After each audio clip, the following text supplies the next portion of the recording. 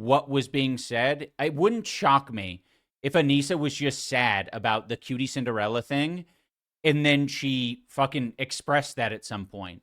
And Michael Briggs is now trying to take this as evidence of like, yeah, she was shit talking you. It's like, what the fuck? No. Just because Anissa wasn't like fucking tweeting about it or whatever. I mean, it's just bizarre. Their show, but man, Fiona has been so like she's been loving the backyard lately. She's been going to the back door and fucking whining a ton. With these crab apples outside that she wants to eat. We don't want her eating all the crab apples.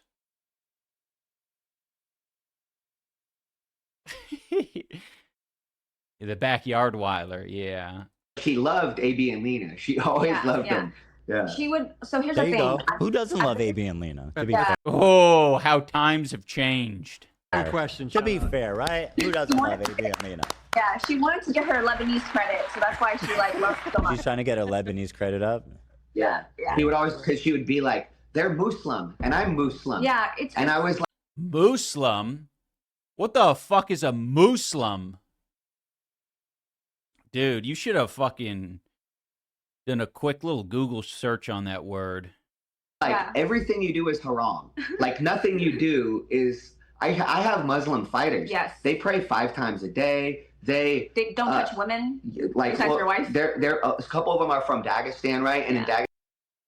Oh, man, just the fucking... They're so unaware. Like, you almost can't be offended by it because you're like, oh, you just don't get it.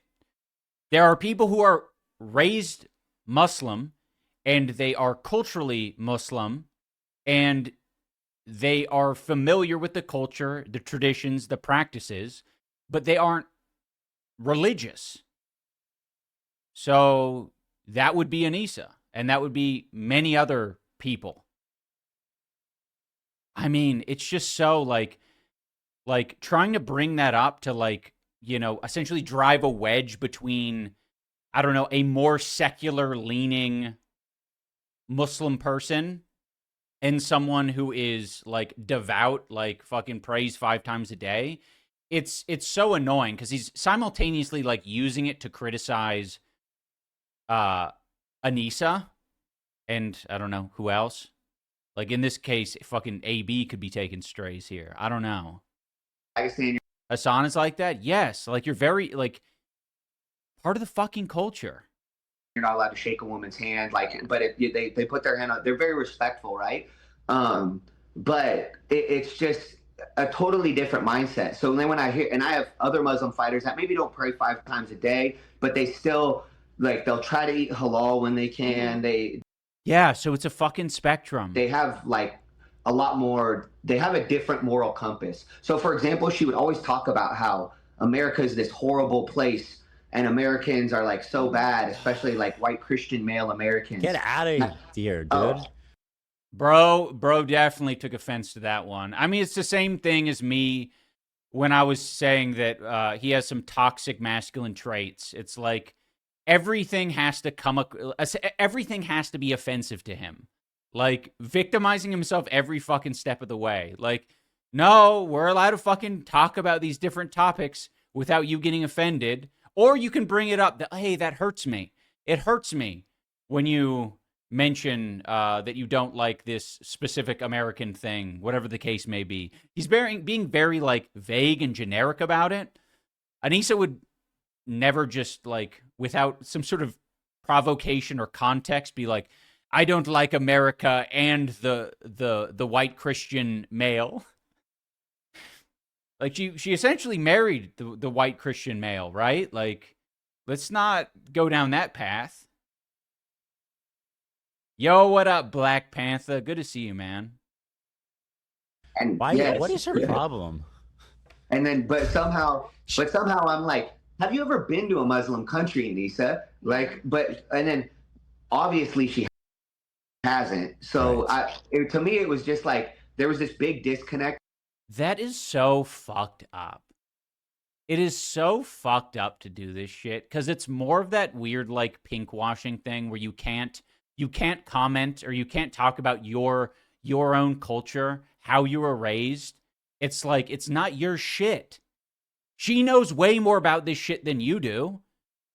But you're like comparing her to the most like weird, devout, like Muslim country that has Sharia law, and they wear, they wear headscarves and all of these crazy different things. It's like, yeah, she doesn't need to go there to know what her culture is.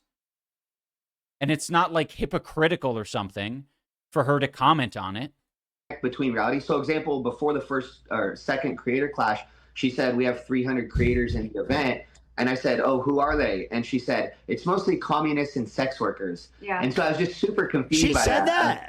Yes. Yes. I thought this said. Okay, so hold on. It's crazy. Anissa can't even make a fucking joke. Like, yeah, like it was the same way with the first year. Like a lot of sex workers showed up. They were like, yeah, this shit's awesome. We feel very at home. You know, we were appealing to a different crowd. It wasn't like the typical audience at like a Jake Paul or a fucking Misfits boxing event. Said before that it was Twitch streamer. Oh, this is so telling.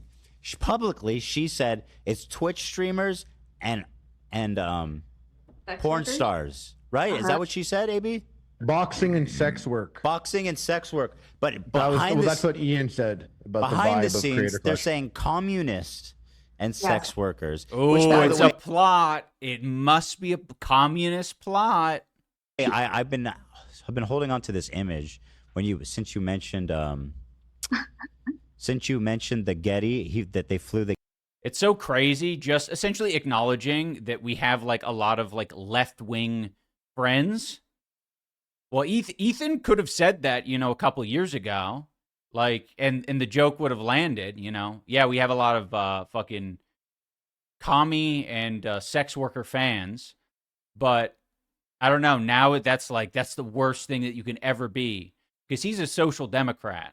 The Getty images in. The only one I've seen is this guy. This is Froggy Tonic. Froggy! And he showed up here. Whoa, I think jump scare. he mistook Whoa. the event for Froggy never did anything wrong. some kind of communist gathering. I mean, Oh, what a wow. fucking weirdo, dude. This is the Yeah. guy that. Did Look, you can guys see see the him madness there in his at the face? gala? That guy is mad. Did you guys see Yeah, now they're just like fucking making fun of Froggy Tonic. that outfit and not be seen?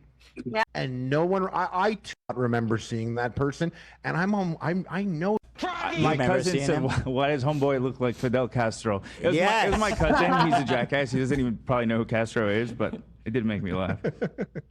What a fucking weirdo. Yeah. Yeah, this That guy's was the thing, like- a horrible person. That the Froggy Tonic thing is especially interesting to me because low-key, he's a disgusting sorry. human being, like really He vile. ruined Creator Clash. It was him. He ruined Creator Clash. Couldn't shut the fuck up. He couldn't just shut the fuck up. He had to go and be talking all this Kenny nonsense for Fogan. no reason. Yeah, the sound bites are very annoying. Twitter, just not. I can't imagine listening to this on like a podcast platform, like just hearing the audio, because the visual keeps things a little bit more like in line, like, oh, I kind of understand what's going on here. But to constantly be fucking hit in the side of your head with sound bites, exhausting. Nonsense Twitter, and look what happened. You're You fucked it right. up, bro. You're right. You fucked it up. Yep. Because Yeah, if you you're didn't right. say shit, then you wouldn't have the thing and the This thing, guy was whatever. Nah, I'm pretty sure it was headed there no matter what. on. I don't know if you guys know the lore. He was on Twitter saying shit like about how I feed my kids dog shit, and then Yeah. CPS came, and then he kept going on about how it was justified and all this stuff. And I don't know if you guys know the story, but I was like, dude, why are you friends with this guy? And then that's basically what started the whole thing. Right. We saw that. Man, I wish it was just a matter of him saying, "Why are you friends with this guy?"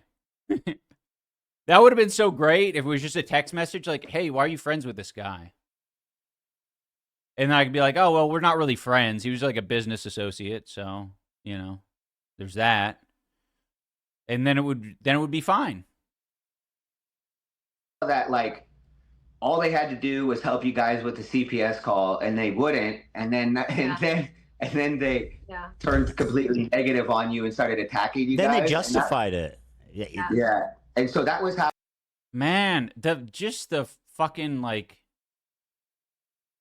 not acknowledging how much goes along with all of this shit. Like, you are a ball of fucking drama and harassment.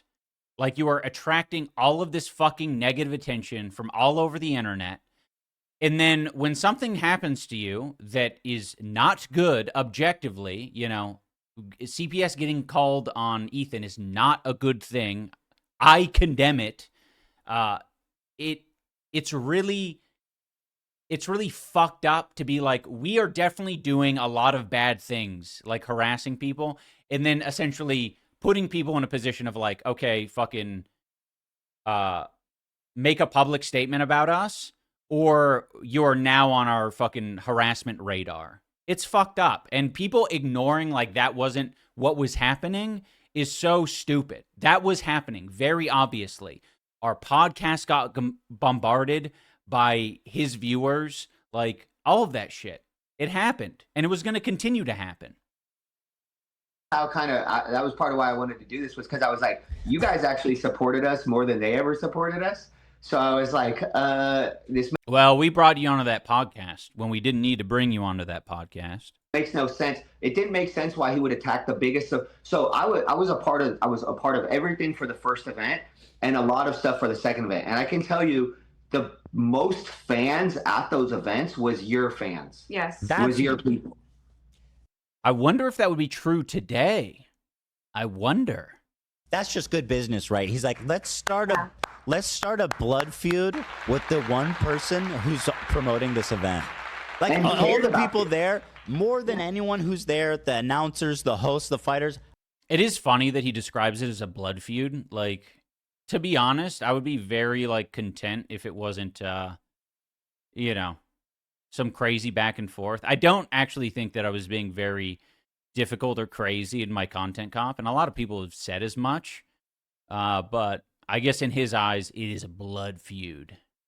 I promoted that event more than anybody. Yes. More than I he will did. say the way people treated me before and after my fight was crazy. Like the other coaches and stuff who didn't know who I was, once they heard the applause that I got because there were so many H3 fans in the audience, they were like all super nice. Not that they were mean before, but They I were don't think I'll ever interested, feel yeah. that famous again in my life. Yeah, we're a big deal. I don't know if I you got know this, swapped. but we're number 6 on YouTube. Or hopefully, I don't know if that's still true because I keep missing.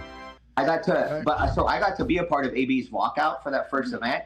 It was one of the most ruckus crowds I've ever heard. The craziest, and when AB They're just kind of reminiscing right now about how epic the event was. got back up and dropped Hundar, that was I was like, oh no, like here it's gonna come, like Hundar might fit a part of my entire life. Like I was having the time of my life. I was like, this is insane on that card and your crowd. Yeah. Yeah. But it's great. It's just kind of sobering to learn that she was, you know, talking shit before even that event, and then they come on and act like we have been friends. And it's funny because I did say a comment about how it's funny how they show up when they need something from me, which is for me to promote their fight. And he got all incredulous about that. He's like, "Oh, really? I don't need anything from you, Ethan." And I don't. You could have said, no, don't fucking come on my podcast, and I would have been chilling. Like, you're not special. I'm like, well, how's Creator Clash 3 going? Right. Well, and that's what probably like I don't like an ego thing, or it makes no sense to me because once again I was a part of all that, and he would never put out training footage. He would barely ever promote it, and so you would actually. Again, this shit was fine for Creator Clash 1. No one had a fucking problem with any of the level of promotion or the type of promotion in Creator Clash 1. Everyone was silent. If they weren't silent, they were like, that was great. Do that again. And it's like, all right, well, in a lot of ways, we did do that again with more, money going to the expenses for the parties and stuff. But everything was pretty much the same. And, Actually be like, hey guys, Creator Clash 3, AB's on it. He's training. Lena's training for this. Yeah, we talk about it all the so time. you guys would talk about it way more than he would. Also, He would never put Yes, and it didn't matter for fucking Creator Clash 1. It was the same level of promotion from 1 to 2. Anything Also, I about want it. to say that like after Michael and I came to LA to go on your podcast, right, with Ina and Nisa, I clearly remember that when we came back from that event, I put up the reel of Matt and This is gonna be good. Ryan, right, working with Michael. And then Ian texted me right away and he was like, "Hey Kate, just so you know, you shouldn't put out content without confirming with me first, because a lot of YouTubers are actually very sensitive to their image, like me.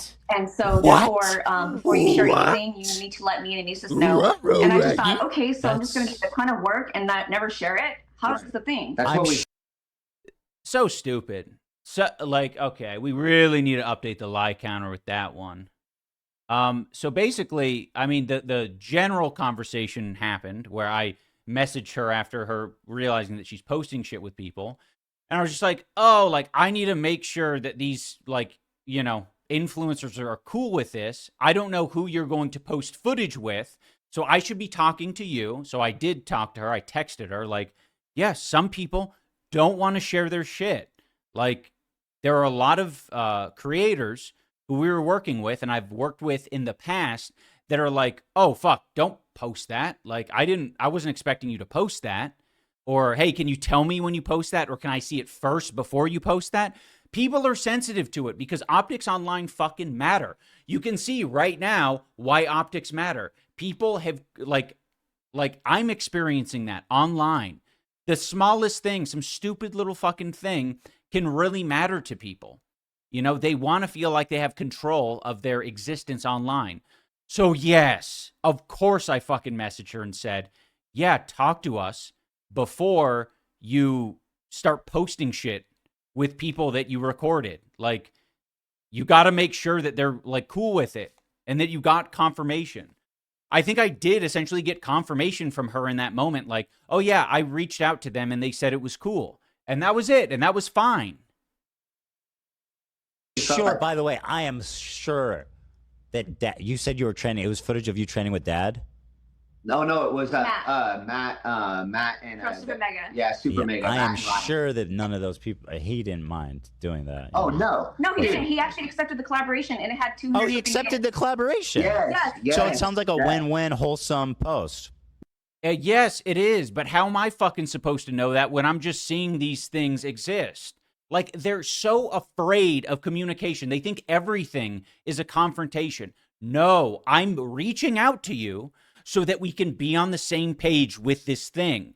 And it worked. I got information that you did reach out to them and there was a mutual exchange there. And that was problem solved. Like, it didn't even need to become a problem. There was no problem, but they're framing communicating with someone as a problem, as offensive. Like, if you don't know how to fucking communicate, just say that. Yeah. It should have been. But that was when I realized, I was like, oh, he doesn't want me to get any like clout from this event whatsoever, even though I'm the one putting in work with like But why is that? Why would he call you and seemingly be like, you shouldn't post, I don't want to see you posting stuff without my permission? It was the same thing with other people. I fucking reached out to Froggy Tonic and asked if he was reaching out to people because I would see that he either got footage from someone or he did this. And I was like, oh, how did that happen? So I found out with Froggy in the same way. Froggy was okay with communication. It's just that had nothing to do with him, by the way. Anissa would always say, because I would want to kind of post some stuff too, and Anissa would be like, yeah, Ian's really private. He doesn't want people to see this part of his life or this stuff. So we were like, oh, so I just respected that. I was like, okay, he's a private guy, so he's not going to. You know what's funny? He's going to become even more private based on the views on his last video. He's gonna be living a real private life soon. I got a question.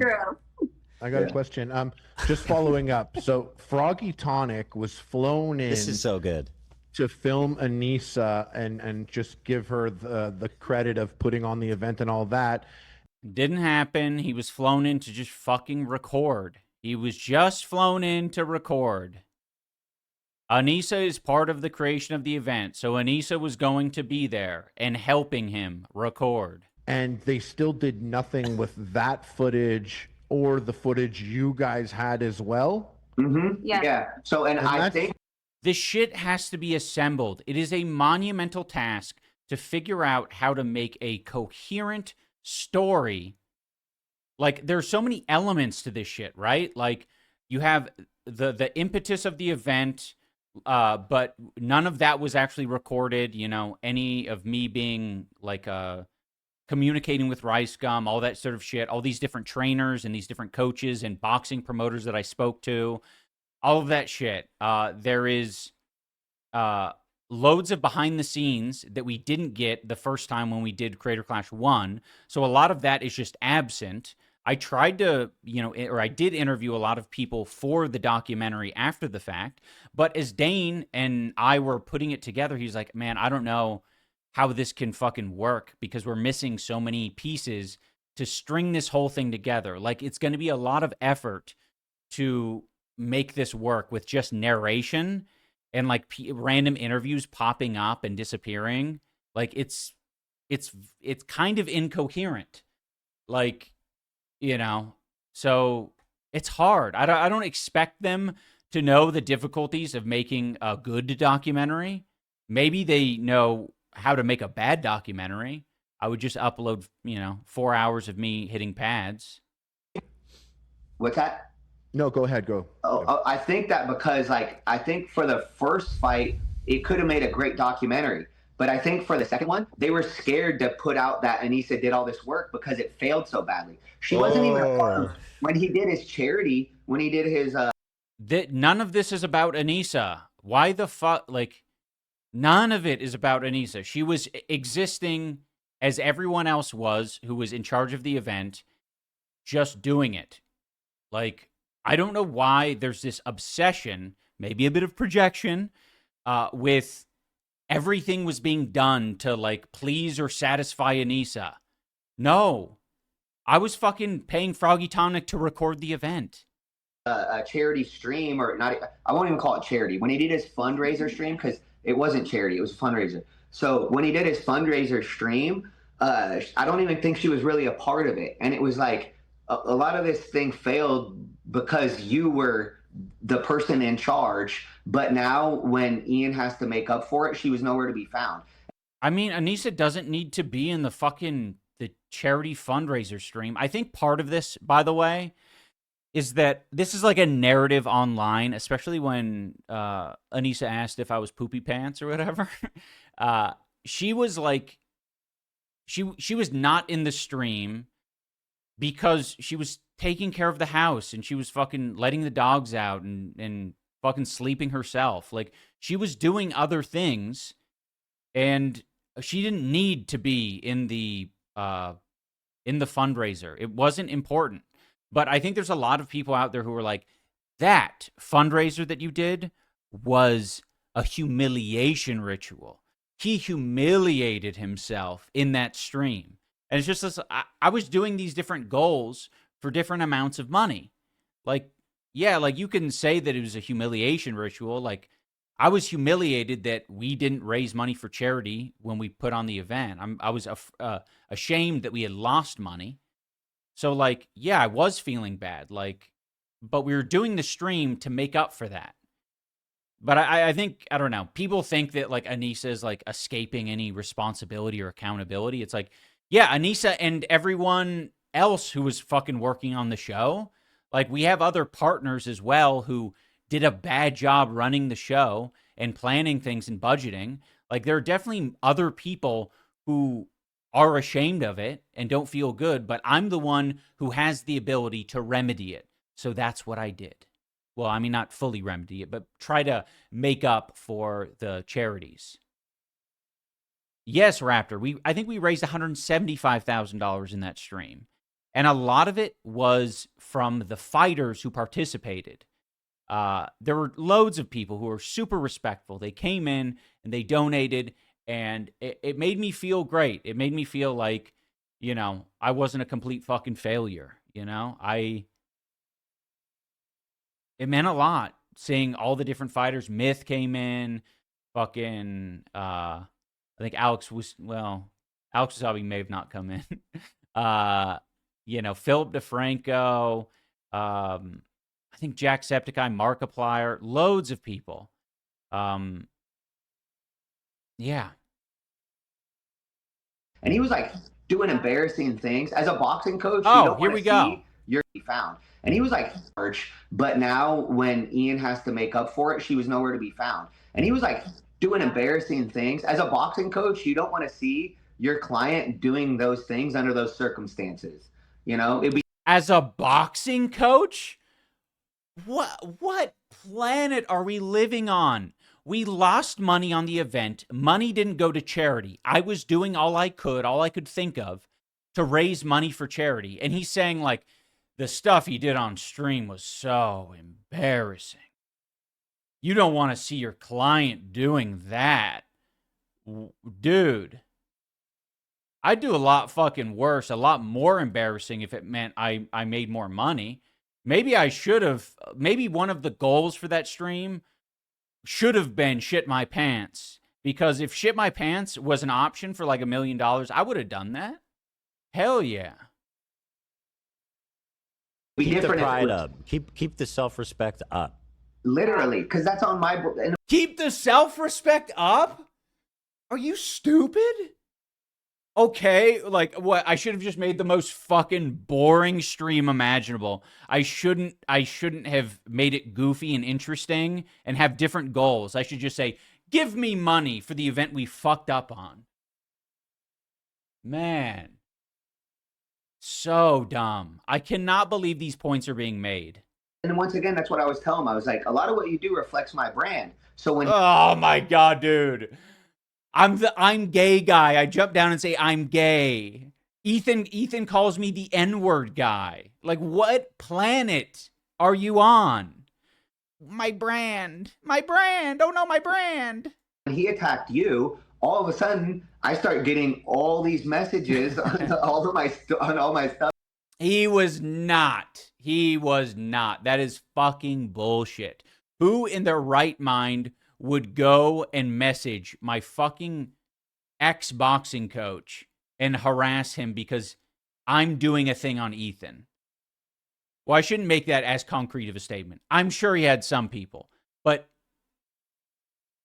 that's fucking nothing. And I'm like, what the fuck is going on? Like, why am I getting all? Also, he was in my DMs. He was excited about the content cop. He only was upset when he found out that it was Ethan. Like, before that, he was like, oh yeah, what's going on? Who are we doing a content cup on, boss?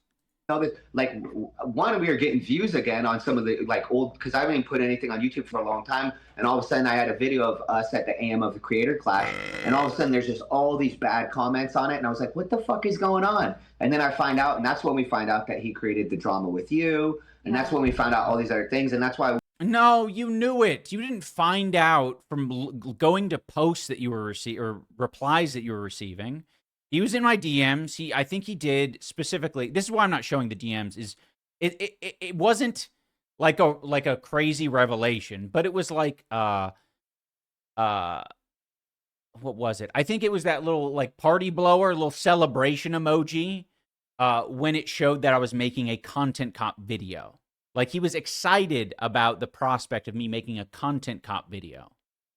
So, like, he was aware. He was looking at my shit. He wasn't surprised by it. We were like, I'm gonna get my side of the story out there because one, I'm not affiliated with him unless, like, except for training that 10 months the first time and the 4 or 5 months the second time. Otherwise, like, we have no affiliation. Yeah. We'd invite him to Thanksgiving dinner. He came once. Like when I went to Him and Anissa both. when I went to They came LA, to Thanksgiving dinner at your house? I made a turkey for my first time. And This is so weird.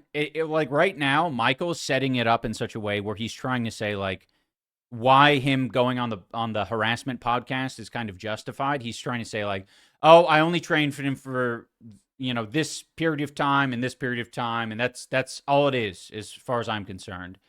And then mentioning, like, one time during Thanksgiving, and now, like, Ethan is kind of, like, bringing that up about, like, oh, what's this about? And it's kind of like, it's muddying the waters about how connected we are. I'm fine with not having a connection and him feeling, like, what would you call it? Like, I certainly don't like being shit talked on a podcast, but like, I can be okay with not being friends. Let's put it that way. And it was a special Thanksgiving because you had turkey for the first time? Yeah, I what have you been waiting for? Oh, yeah, you made it. You made it. I made it. Yeah, so I made the turkey for the Okay. first time. It was a super special Thanksgiving because Michael and I had just moved in together.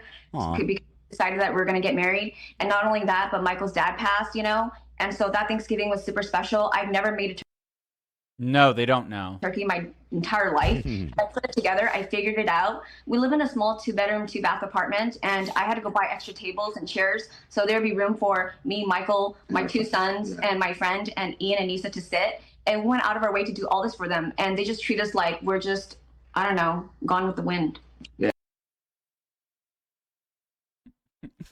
I'm glad you guys are seeing it. It actually feels like I don't have to say much here. Like, yes, we were being nice. We went over to my coach's and his wife's Thanksgiving. It was the one time where we said, okay, we'll do a little extra. We'll do more than just show up to the training. So we did it. It was fine as far as I'm concerned. I got nothing, no qualms to be said about it. But yeah, I don't like they apparently feel betrayed. I thought my disgraced boxing coach was building this up to say that, we weren't very connected, but now it's gone back the other direction where she's saying they did so much. We shared a Thanksgiving meal. Yeah. So, but what I was saying about that was like, I would invite them out to do stuff and almost never get a response. And then when I was in LA, like I hit up AB and he's like, yeah, let's go out to dinner. No, and I'm AB's just like, such a good guy. Yeah, because AB's a fucking people pleaser. That's why. Like, what the hell? Yeah, I'd expect AB to do that, to be honest. Sorry, I got better shit to do. I mean, hey, give me some credit. I went to your Thanksgiving. Me and Anissa went to your Thanksgiving. All right? We had a good time. I wasn't going to come online and say that the turkey was dry and that the whole thing was shit. Like, I didn't want to do any of that. I was fine with just, parting ways. Like, there was no connection there. There wasn't a relationship with a lot of potential there. You guys clearly didn't communicate your feelings. And, it didn't go anywhere. That's fine. You're allowed to have that.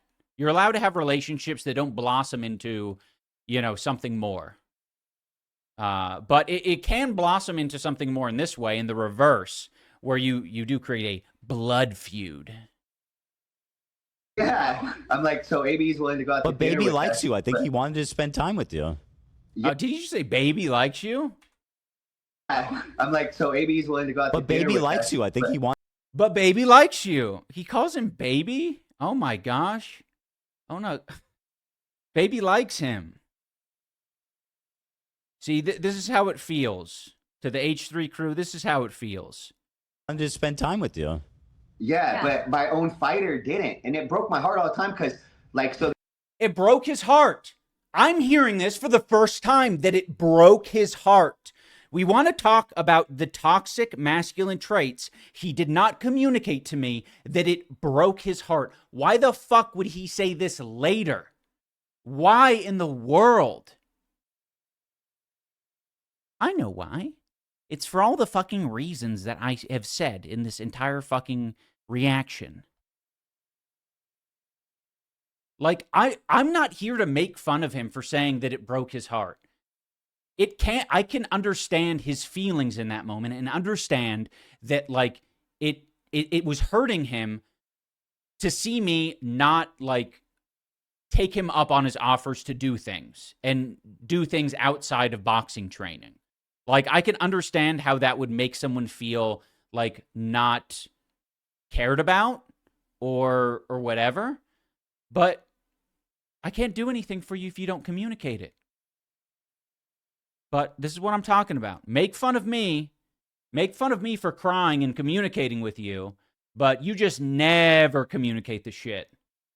So there's a coach named like Mike Quick Flores, and he's amazing. And his fighters loved him. They helped him start a damn YouTube channel. They bought him cameras. They helped him start a YouTube channel. They did all this stuff for him. Yeah. And like one of his fighters was like James Oddwin's out that got knocked out in like freaking 30 seconds. And he still loves training with the coach. So I'm like, how does somebody that get knocked out in 30 seconds have such a close relationship with his coach? What is this viewing of relationships? He's like comparing his relationship with me as like one of his fighters to just a random other fighter and his coach. Like, it's not important. Like, from my experience with Quick, one of the other coaches, he communicates these things. Like, it hasn't, none of it's needed to be dramatic. But if Quick wants something or needs help with something, he'll communicate it. From my experience, you can't be mad because you never fucking opened your mouth. And I like went to hell with Ian, and we have no relationship. Yeah. I got punched out of the ring. Out of the ring. That never happens. And I love my boxing coach. Yeah. That was pretty awesome, by the way, Harley. That was a great moment. That was one of the best parts of it for me was one meeting people like. Yeah, I know. When I'm using the term trauma, it's like so dramatic and over the top. But Michael is allowed to use the term went to hell. I went to hell with Ian. It's like, huh, you went to hell with me. That sounds pretty dramatic. Like Harley AB, but also like networking with those coaches, right? Like Harley's coach Jesse Thompson is amazing. Like he's an amazing guy. He's amazing human. He's amazing father. Yes. All the coaches that we would work with there, Coach Rick at his gym in Florida. He's just fucking name dropping to suck people. All these people are great. It's irrelevant. Like we love them like they were our Florida family. But then Ian and Anissa would just kind of use them. They didn't even know whose promoter's license we used until like 2 weeks before the second event. Yes. So I told her while the promoter. This is irrelevant. Was there because that's actually his gym that we're training out of, right? He's a part owner. And so I told Anissa that that's actually Ryan Ricky. He's actually the fight promoter we're using his license to throw the events in Florida, And she was like, oh my gosh, really? How did I miss this the first time around? And I'm just like, I don't know, maybe because you don't care about anybody that doesn't have a huge following. And so right away she went and followed him and then she started training him. Oh my God. It's just ridiculous. So we were like, how did you, because they didn't want to take time to get to know the. This is insane. This is so fucked up. I'm adding to the lie tally.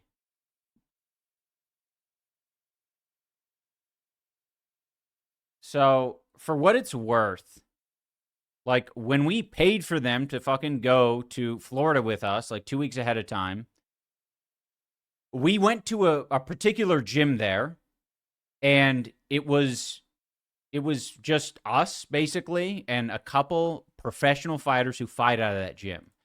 And they spent a lot of time there, and they were just like, it was essentially their hangout spot when, I don't know, they weren't going to dinner or whatever the fuck they were doing. But we weren't around. So there was a lot of time they spent at that gym. It does not surprise me that they talked to a bunch of people at that gym and got to know more people there or whatever the case is. We knew, I mean, this all feels so fucking petty and pathetic. Like, I know who Ryan Ricky is. Like, the person that they're describing, like, yes, we met him the first time and we saw him the second time. It's so irrelevant and whatever. Like the specific nuances of like whose boxing license we're using. It doesn't fucking matter. It has nothing to do with anything. The boxing community. Yeah. She acted like she was better than the boxing community. Yes. We were in a boxing gym called Top Rank one time, and there was a guy named Jay Prince who was like the manager for Floyd Mayweather, manager for Andre Ward, and all these very high-level boxers. So for me, that's a big deal. And the owner of the gym was kind enough to introduce us, and she was like, no, I don't want to meet him. Ian's tired. We don't want to meet him. Yeah. Wait, I don't want to meet him because... This is crazy. The lying. Man... What the fuck? It's normal communication. It literally is. Like, I don't know what the specific scenario is, but absolutely, I could see Anissa saying, like, I don't want to meet them right now. Or, like, now's not a good time. Like, it doesn't mean that I'm not going to meet them. She's literally communicating her boundaries, and this guy's getting offended by it. What the fuck? Because of what? Yeah. Ian was tired. Yes. She would tell Ian when he was tired. One time we ended sparring, and afterwards everybody's hanging out, and she walks up to Ian and she goes, "You're hungry." Yes. And then so they had to leave because Ian was hungry. I mean, tell me you're not married without telling me you're not married. Like, what the fuck is that? Like, Anissa and I communicate these things. It's not like a fucking projection. It's me getting distracted in a conversation. I told Anissa, like, yeah, I'm really hungry. I want to eat. She comes by after I get stuck in a conversation because Michael fucking yaps, and she's like, Ian's hungry. Let's go. Okay. Like, what the fuck? Hungry. So she tells Ian when he was hungry. We're like, what the hell? So, It's so is this what is? What is this? Huh. Do you think that he walks around in a gimp suit at their home? No, I like hope wonder. not. I'm genuinely wondering. Do you know? Does The he, ball in his does he mouth. just sit there? Does he sit there as a chair in a gimp leather suit, and she just sits on him? I mean, where's this? That's crazy to hear fucking Tom Ward. The one thing he said this whole time, with a ball gag in his mouth. This is a grown-ass man. I get it from Ethan. I kind of expect it from Ethan. To be this little fucking leech on the program, it's crazy. It is crazy. Let's go. By the way, there's this clip here I want to watch. I've been having it on standby. It's when you referenced the toxic masculinity comment aimed towards you. Let me other see. than boxing. Oh, you don't have time or energy to do anything. Watch. Pay attention to how fucked up this is. I'm about to get really fucked up. This is the clip. Yep, this is the clip. This is where I say something that truly offends Michael Briggs to his core, that he accepted $5,000 to go on the H3 podcast to talk shit about me for 2 hours. Anything other than boxing. There's just like a lot of things that I've had to learn along the way. Like my coach is a tough ass guy. You know, he's got a little of the toxic male qualities, and it's made it hard sometimes because. Shut the fuck up. How about you shut the fuck up, you loser? What the fuck are you pausing this for? I was spitting. I was literally spitting. It wasn't the type of content that I know you would have on your harassment podcast, because it's me being vulnerable and honest and saying things that, I don't know, make a lot of sense. But that is exactly it. He's toxic. He's got some toxic masculine traits. I even said a little. I was so nice. I was like, a little bit. But we all have it. All of us men, we have these traits. Can you do better? Yes, you can do better. I'm not saying you're the devil. Up, dude. Yep. Like, dude, please. Like, I don't understand. You were literally made videos with Filthy Frank, okay? And now you're like, Yeah, Filthy Frank's way more likely to fucking talk about his feelings and communicate his boundaries and shit. What are you talking about? It's not the same. Making a Filthy Frank video isn't the same as fucking actually fighting someone. I don't know if you know, but it's acting. We were acting and fucking around with friends. It's not the same thing as having your boxing coach say, "What the fuck are you doing, bitch?" I can't. He was a little toxic, and it made it hard for me. It's like, shut the fuck up, dude. Yeah, and by I'm the like- way, compared to all the other coaches that I know, you came off seeming like super nice and like not yeah. Super not nice. pushy. Yeah. Yeah. I know how to be soft with certain people, and then I'll be harder with other people. Maybe you shouldn't have been as soft when it came to that fucking $5,000 bonus you made up. You know? That's something to, you know, adjust your communication ability for.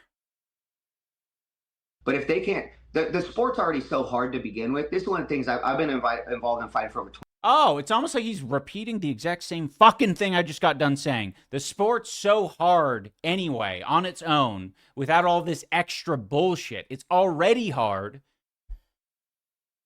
Okay. 25 years. So the sport is so hard to begin with that if you're getting more shit from your coach than you can handle, you're going to have a bad performance, right? So each person you have to treat so differently. So some of my fighters might need me to yell at them, slap them before the event, and really like get to a different kind of savagery. And then other people are very soft, and so you kind of, well, mostly Ian was the softest, but was he the softest fighter you've ever trained?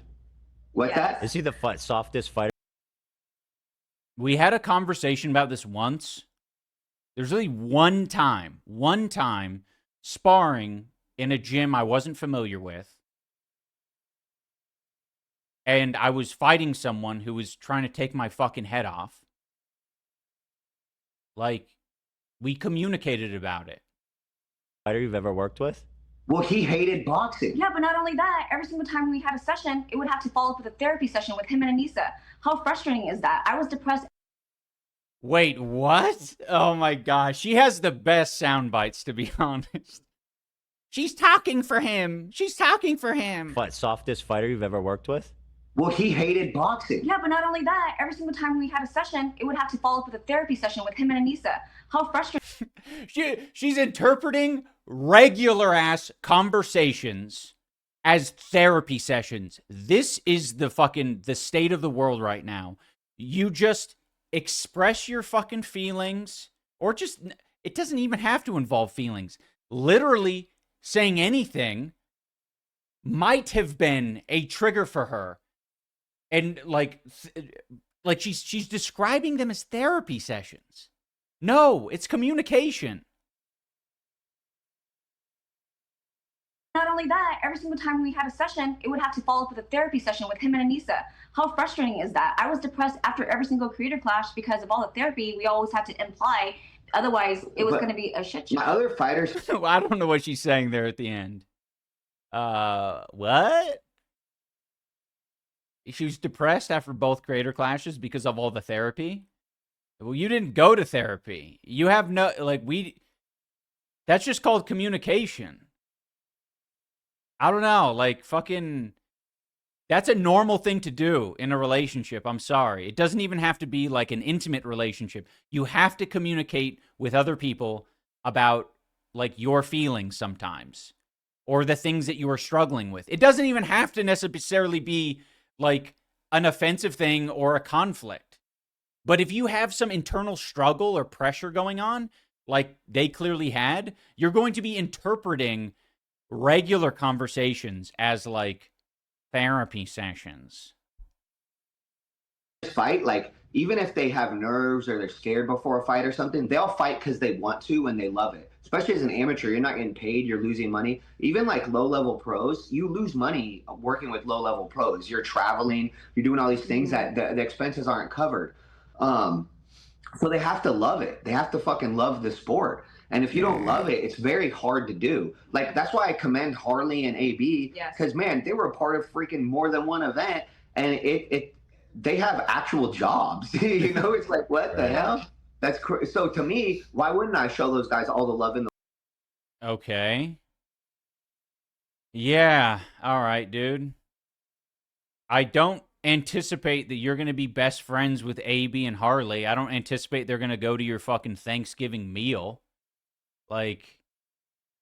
Can they expect to have you shit talk them later for $5,000 in the world? Because they're putting themselves out there when they don't have to. Also, there's a lot at risk when you go out to fight. Right. This is not what podcasts are. Dude, please. That's only because they're talking about you. It's so obvious. Sorry, guys. He keeps interrupting. Let me continue this clip. Male qualities. Swim back a little bit. And it's made it hard sometimes because, the way he talks to me sometimes, I could be a little bit sensitive to it. So that's led to... Look, I even take responsibility that I could be sensitive to it. I'm right. I'm fucking right. Every fucking time. They're petty losers.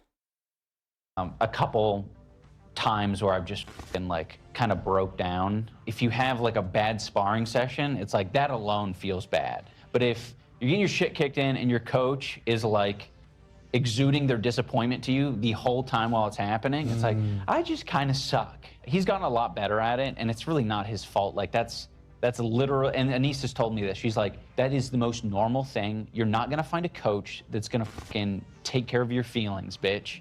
Like, and I'm like, okay. That's I the understand. biggest irony of all, is that apparently, and you confirmed that she was consistently the meanest person to him. No, dipshit, that's my wife. My wife has never been mean to me. As far as, well, I mean, the internet's going to say the poopy pants thing. She embarrassed you. Yeah. There's another one. I don't think I included it in my video that I put out today, but there's this other one that people focus on, like in their compilations when they're trying to say that, like, oh, 8 minutes of Anissa abusing Ian. There's one that they keep using of Anissa talking about, it was me, S-Fan, Amaranth, and Anissa talking to the live stream after the second Creator Clash event.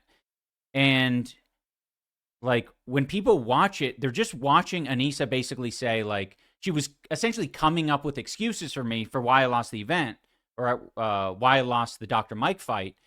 And I was like, oh, people are gonna fucking, you know, make fun of this for coming up with excuses for a boxing match that happened a year ago. Like, that's stupid.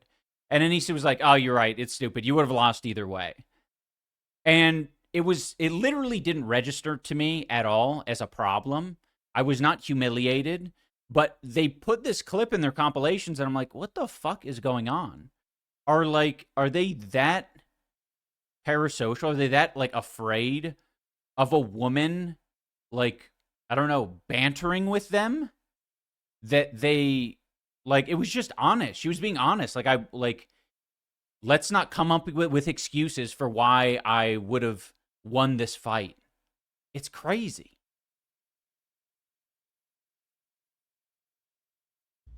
Yeah. Yeah. He doesn't see it that way.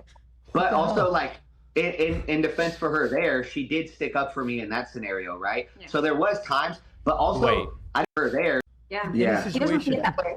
But also, like, in defense for her there, she did stick up for me in that scenario, right? Yeah. So there was times, but also I didn't know if she was sticking up for me because they liked me as a coach, or because she knew I was one of the only people that would take their shit. Nobody else. It's like, oh my God. Even when there's evidence of me saying, like, yes, like, or like Anissa saying that this is how coaches are, this is how it's going to be, normal communication, her sharing her experience with being coached, with her being, you know, in lacrosse, hockey, all of these experiences of the past, like, she was able to communicate that to me.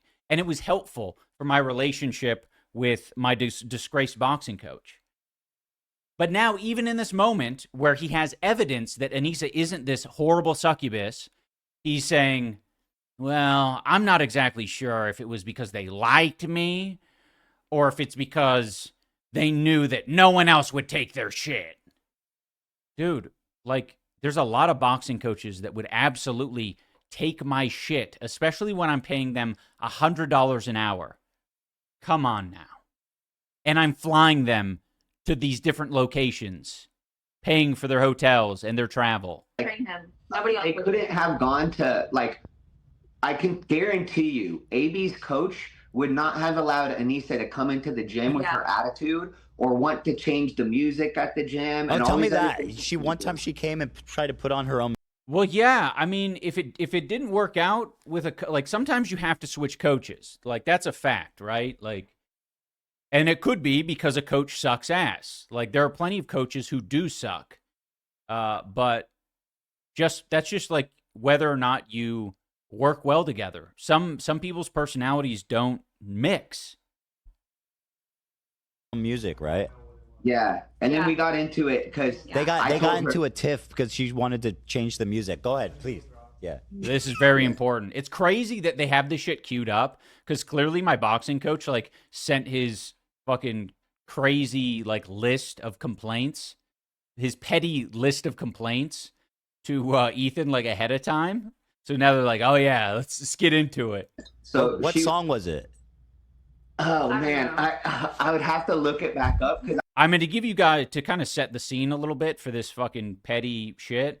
Like we would come into the gym sometimes, like working out on our own, like lifting, and there'd be no one in there, or like one other person in there, and you know the people who are working out of the gym, like most of the time they're playing their shit, but if they aren't playing something, the speaker's kind of up for grabs. So you're like, okay, well, no one's listening to anything, so we can play some shit, and so we would. I was actually in shock because some of the songs, even if you like that kind of music, because it was maybe some like indie punk rock It was music, dark. but what was just weird, and so not gym music at all. So I was just like, hey, I was trying to. I mean, he's the one who decides whether it's gym music or not. It doesn't fucking matter. If someone wants to fucking work out to the hokey pokey, they can. Tell her that because one of the other coaches was like, hey, I'm gonna change it now because she was playing the music After at the 1 gym. hour. But yeah. she shouldn't have even been on the aux in the first place. Like you shouldn't be at somebody else's gym and then hop on their speaker. That's crazy to me. So she hopped on the speaker and then one of the coaches. We've asked before. It's not disrespectful. We were like you know, we weren't one of the, what do you call it? One of these like employees or like a contractor of the gym. But we had talked to the gym owner, Luca, many a time, and he's a very nice guy, and he doesn't think it's a fucking big deal.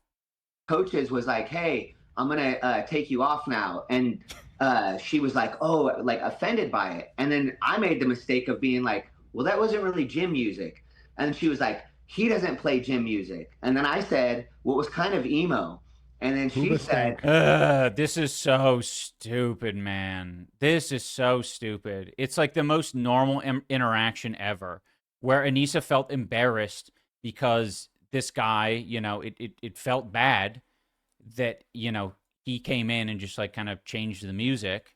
And then Michael just went into his own like weird explanation. what's that? Hooba stank. Yeah. She said, Was it Evanescence?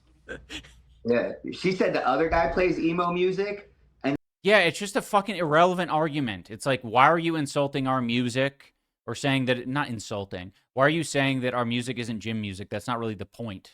then after that, I said, well, it was kind of like 12-year-old girl emo music. And then that Red so I jumpsuit, red went- jumpsuit apparatus. So I did go too. I probably went too far. That's not but at mean. the I same like time- to girl music sometimes.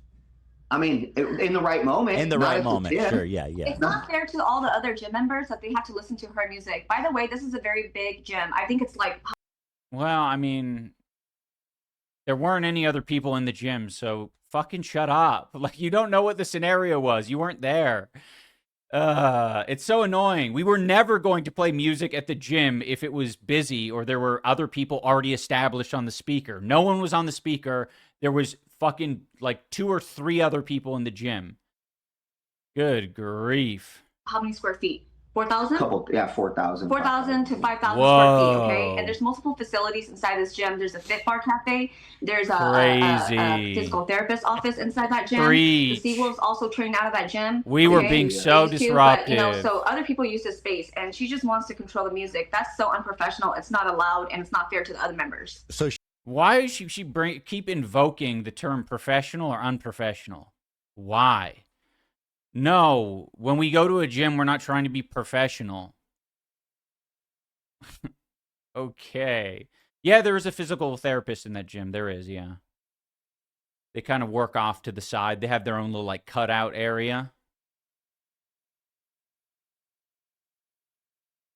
she And got we don't mad. allow somebody else to do that. Yeah, no, but I don't allow my other fighters to come in Yeah, and no, like. that's insane. Who the fuck changes the music for the whole ass gym? Well, I mean, we were in there lifting on our own because we know the owner. Like, you know, we talk to the owner of that gym. Like if someone said that we should not be touching the ox at any point in time, we would absolutely not. It actually felt bad and felt embarrassing because we realized like, oh shit, someone else wanted to use it. Someone came in. That was like the one time as well that Anissa put on her music. We never touched that fucking speaker the whole time that we were training there. So yeah, it was a little embarrassing to realize like, oh shit, like, uh-oh. Well, she did, and then and then she threw a fit about it and cried about it, and we had to and I had to talk to her about it the next day. So wait, what happened? Tell me what Oh happened. my god. So she ended up leaving. We were supposed to actually do her pad session, but then she left. She cried. And she had to go up to her car. I mean, I don't want to talk about how her feelings were, but anyway, so she was super offended. So then the next day, what had happened was the next day they came in and they told my wife that. No, she was embarrassed, and it was uncomfortable, and it's okay to talk about these things. They don't know how she could date me because I don't respect women, and so she doesn't know how. How did she expect your wife, Kate, to react to that?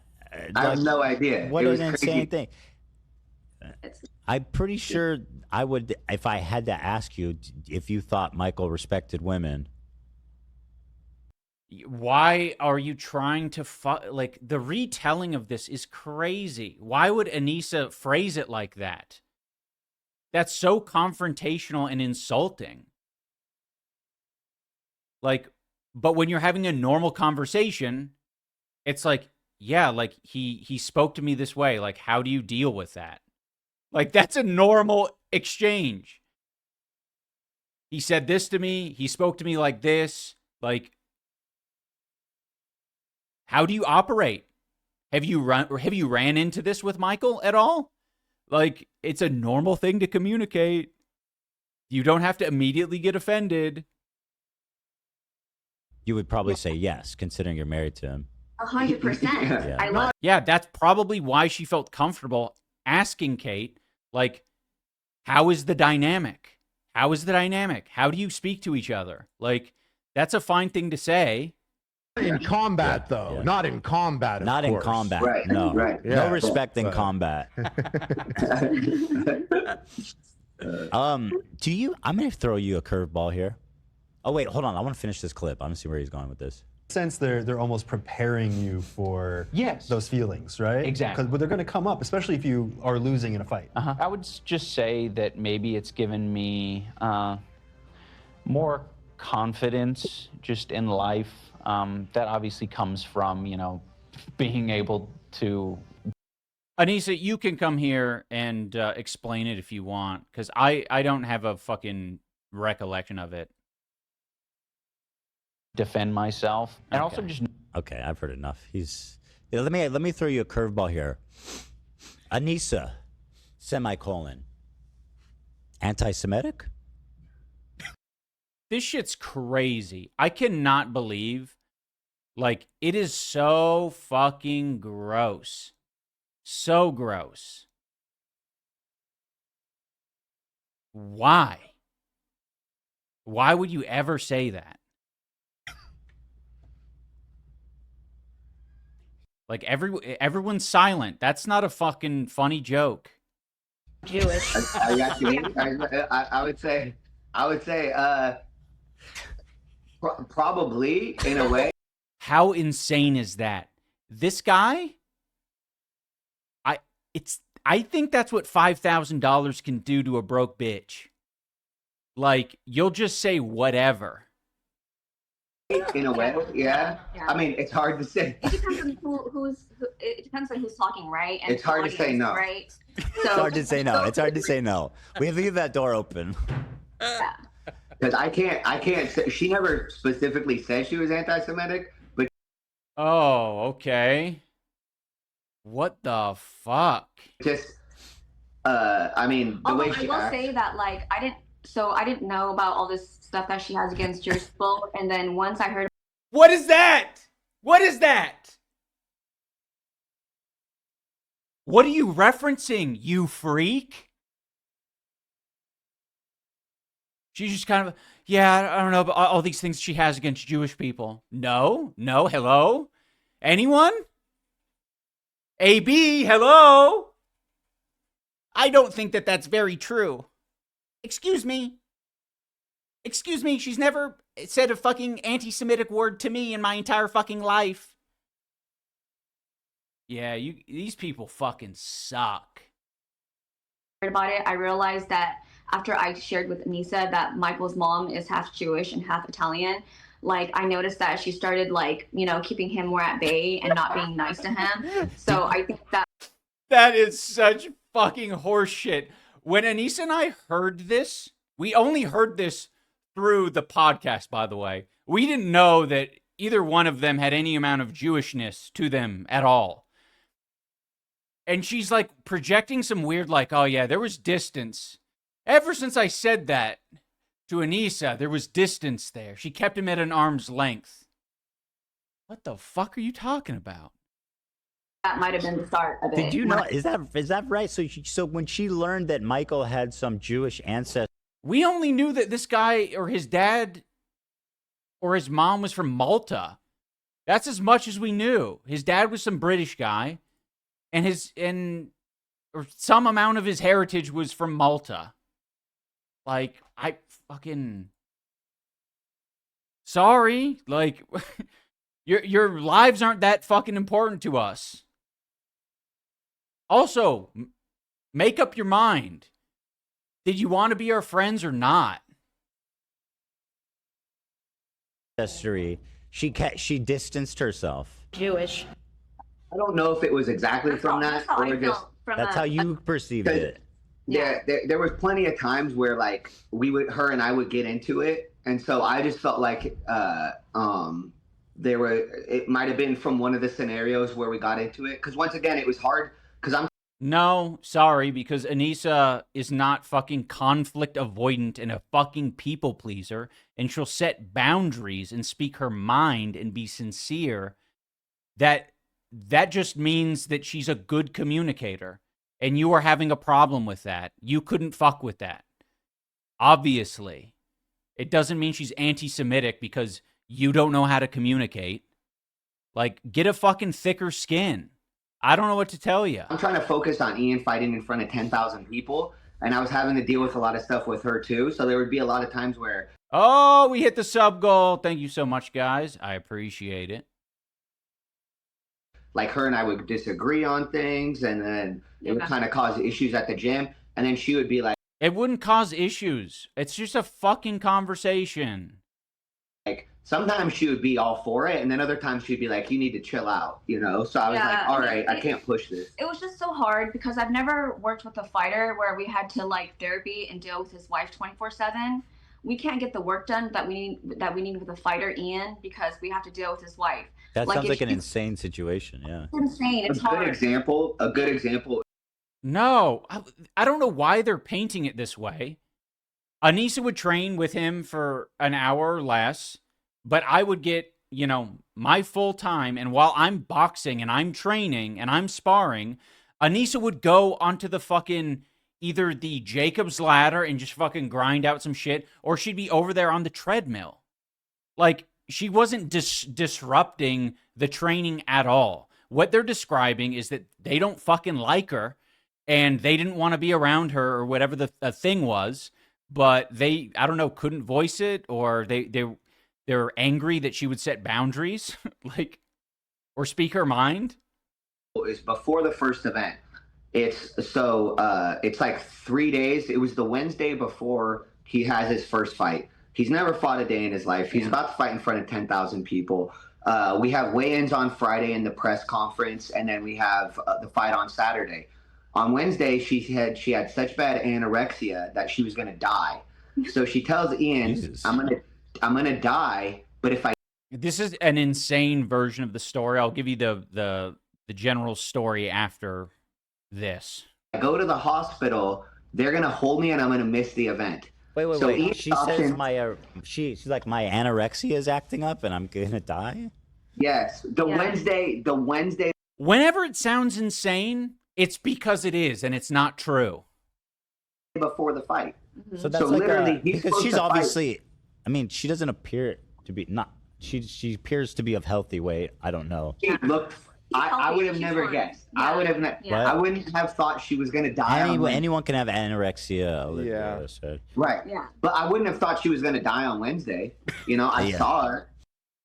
This was just some like side like conversation we had at some point, very casual, where Anissa was like worried because she had just gotten that she had the Apple Watch thing, and it was showing that her heart rate was going super low, so much so that she kept getting alerts from her Apple Watch saying like something's up, and she was worried about it. So, you know, I think she at some point related it to anorexia in some way, because obviously like fucking low heart rate's not good. It's dangerous. You don't want to get fucking hospitalized. And like now he's just trying to paint it as some fucking goofy, like some goofy, crazy, like shit that was like distracting us from the fight. It wasn't distracting us from the fight, like more than this guy being an asshole. Like, so she would, yeah, thank you. Go to update. Let's go to fucking 55. So yeah, it was a nothing thing, but now he's bringing it up as like, oh, she was ruining the training with her, I don't know, anorexia shit. I didn't think she's gonna die, but she's telling Ian, and so I'm like, if I was gonna fight, and my wife 3 days before my fight. No, none of that affected my fight. I can tell you right now, and if you listen to what I was communicating, my wife wasn't a detriment to my training in the slightest, or my mental or emotional in the slightest. You affected my mental and emotional, and I talked to you about it, but now you're sort of just sweeping that under the rug like that was irrelevant shit. You're the one who said before the fight, like, my brand is on the line. You're going to be fine, but my brand, okay, my brand. He's like, hey, I'm gonna die, but I can't go to the hospital because then I'm gonna miss your fight. I would be. Why would Anissa ever say, like, I'm gonna die? No. So stressed out from that, and so it was just like, how are you stressing Ian out about this freaking? It's all about her. Yes. Yeah. Everyone unanimously on the podcast is saying it's all about her. Yep, it's all about her. They made it all about her. Meanwhile, these people are talking about themselves the whole time, like the documentary was supposed to be about them. Like, he's so offended by me saying toxic masculine. Fucking, I want to. Too is that like knowing them for so many years and traveling with them and being with them all the time, I realized that it's something that she does. She has this way of always sabotaging every single moment before who's about to have a big moment. You know what I mean? Makes it about her. Correct. Like, for example, for CC1, she decided, she came to the gym and she was like, oh, our lease is ending and we need to buy a new house right now. What? Otherwise, I'm going to be homeless. The world's. Oh my God. More of this shit. More of shitting on Anissa. Hello? She communicates. She told you. It wasn't some big thing. We told you our lease is ending. Okay, maybe I shouldn't say we. Maybe I should say Anissa told you. We're a fucking couple. Everything we're doing together as a unit. Like, yeah, it's kind of relevant to both of us. So yes, when the lease is ending, we are going to get a new home. Oh, our lease is ending and we need to buy a new house right now. Otherwise, I'm going to be homeless. The world's ending. So then Ian had to go and try to buy Yeah, that definitely sounds like Anissa. She said, the world's ending. House for her, but then he couldn't because he had to sell his house in San Diego first. Otherwise, he wasn't going to be able to do that. So then they had to sell the house in San Diego, then buy like their over $1 million house in Seattle the week or two before CC1. Okay. And then for CC2, the week or two before. No, we were already in fucking Florida at this point. Shut up. You're not Also, what? It's signing a few documents. That's all it is. That's all fucking selling a house is. Waiting, selling a few, or signing a few documents. I don't know. Fucking putting it up on the website. Like, why is this some horrible transgression. Like before he was supposed to start training for his fight camp, right? But then they didn't come and train, and then she decided that she was going to have her tits removed like during his fight camp. Oh, that was the second one. That was I said 62. Oh yeah. So hold on. Yeah, I remember, by the way, a long time ago they came out to hang out with me and Hila. And you know, I find it interesting that she Wait, did I miss something? I didn't even listen. I was reading chat. Her tits removed like during his fight camp. Oh, that was the second one. That was I said 62. Oh yeah. So hold on. Yeah, I remember, by the way, a long time ago they came out to hang out with me. Yeah, I'm sorry, but like my wife's health and like surgery and shit is more important than like not missing a week of training or whatever the fuck it is, especially when I have 5 or 6 months ahead of me. Like, what is this point? She is so selfish. No, she's living her life. Me and Hila. And you know, I find it interesting that she seems to have always hated me, despite, you know, pretending to be my. No, I can tell you right now, we haven't always hated you. Anissa communicates, and you know, if you do shitty things, she's going to acknowledge that it was a shitty thing to do. That doesn't mean hate. That means fucking being a person who sets boundaries and communicates. Like, sorry. My friend for a long time, but she came over and we were hanging out and she just was like, so I'm getting fake boobs. And I was like, okay, great. Good for you. And then next thing I know, she had them removed like less than a year later. I was like, okay, I guess, you know, why? I guess what was? Yeah, I like that he has an anecdote that goes nowhere. Was she saying that it was uncomfortable or something? I mean, it probably hurt her back. I mean, what are you doing? She told me that I do that in the first place. Yeah, I mean, she always blames it on everybody. She blames it on her doctor. She told me personally that she wasn't too sure about it. No, man, she's going off the rails, off the tracks. You need to fucking this isn't whatever you think it is. Like, Anissa is very much like responsible, and she takes responsibility for the things that she does. She doesn't think it's anyone else's fault if she got cosmetic surgery. And then her doctor told her to go too big, and now she's not happy, and she's got to get it taken out. But it's like, out of all the times that you could have done it after CC1, so you're saying you're saying she did it during training camp? Yes. No, she fucking didn't. She did it before. It was like, I don't know, in October or November or some shit. We still had many months. Also, fuck you. Yeah. Even if she did do it like the fucking month before, that's way more important than training for the boxing event. Like, who cares? So yes, before the second fight, also I told him, don't fight Alex Wasabi. Alex Wasabi loves boxing. He put a boxing ring. He did not fucking say this ever. Okay, we need to update this shit. He never told me don't fight Alex Wasabi. He thought it was a good ass idea. Cause he felt like he understood the way Alex Wasabi boxes. He just doesn't want to seem like a fucking doofus for saying, like, yeah, that's a good idea. That's a competitive fight. And then for me to lose, he probably feels responsible. Just own it. Ring in his backyard. Yeah. He moved a pro boxer that was like a really good pro boxer into his house. Yeah. And I'd worked with him before the first event. Yeah. I'd work with him before he fought Deji. And I was like, oh, Alex really likes boxing. So don't fight Alex because he loves boxing and you don't like boxing. And so he's going to be better. He's going to be a lot better.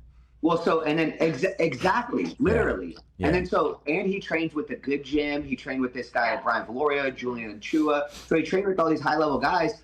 And I'm like, now my brand's at stake because I'm going to be competing with that type of level of guy. It just keeps going back to his brand. He's competing with a guy who's more competitive. He wanted me to fight someone who didn't know what the fuck they were doing. That's what it comes down to. I need to have you show out. And he had missed literally between May to November was when she got that done. And so he was supposed to train during November, but he took all of November off because she couldn't come to the gym. But I mean, I was definitely like fucking hitting the bag and shadow boxing and running. Oh, he took the whole month.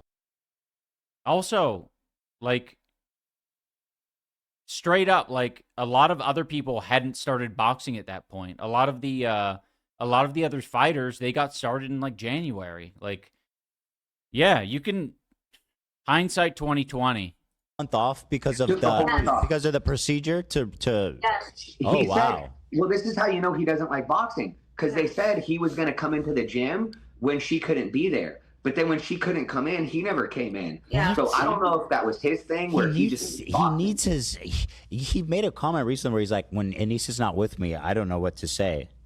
And I'm Which like, is dude, crazy. what happened to you? Well, that's not true. I'm not sure what the context of that is. But, like, you know, feeling lost is, like, very much something. I mean, I even talk about in this video I put out today. Like, Anissa's much more talkative. Anissa will at times speak for me because we are a unit. We are a couple. And if I'm going to be the one who's, like, chilling and, like, not interacting with people, like, yeah, a lot of the time Anissa will fucking fill in the blank.